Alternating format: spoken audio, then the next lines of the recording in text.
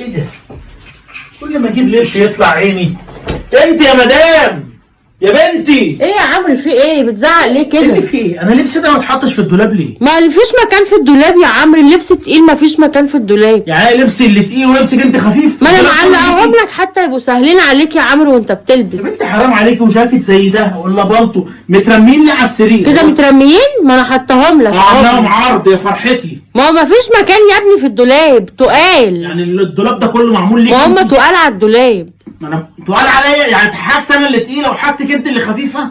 يا ابني هم تقال، حاجتك دي تقيله مش عارفه اعلقها لك فين، ما فيش مكان. فترميها كده تتطور. هو انا كده رميها؟ انا كده رميها؟ امال كده ايه؟ ما انا اسمعي حطاها ايه؟ لك يا عمرو ايه ده؟ وحاجات، ما انا حاطه لك برضو حاجات في الدولاب، بس دول ما فيش مكان ليهم، اعمل ايه بقى؟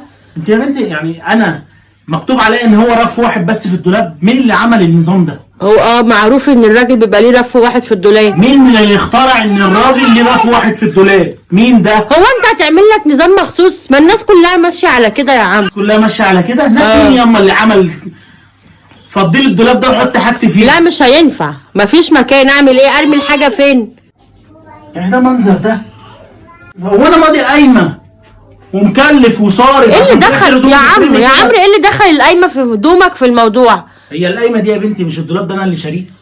اه انت فمن اللي من شاريه. حقي يبقى ليا مكان يتحط فيه هدوم. طيب ما انا حاطه لك رف يا عمرو، انت عايز ايه تاني؟ ومين اللي اخترع ان الراجل ليه رف؟ ما هو في الشتاء هدومك بحطها كده عشان ما يبقاش فيها مكان، في الصيف بحطها لك عادي في الرف بتاعك. تمام. طب واللحافه دي؟ طب ما تشيلي اللحاف وشيلي البطاطين. لا ما ينفعش يتبهدلوا، وبعدين بحتاجهم لما حد بيجي بيبقوا قريبين. انما الهدوم تترمي كده؟ مش مرميه يا عمرو ولا حاجه، انا معلقاها لك اهي على الشماعه. فين البنطلون الاسود؟ اهو معلقه على الشماعه. فين البنطلون الاسود؟ بص عمال يوقع الهدوم ازاي. فين؟ اهو مرمي هنا في الانقاض تحت. ايه ده؟ وقع يا عمرو، مش مرمي ولا حاجه.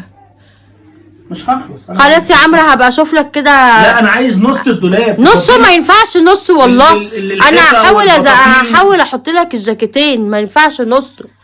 الدولاب مش واخدين حقنا، والادراج 6 ادراج في الاوضه تقول لك لا، واحد للشرابات بتاعتها، واحد لا اللكاليك، واحد اللي مش عارف ايه، وانا ماليش اي حاجه. ايه يا بنتي ده؟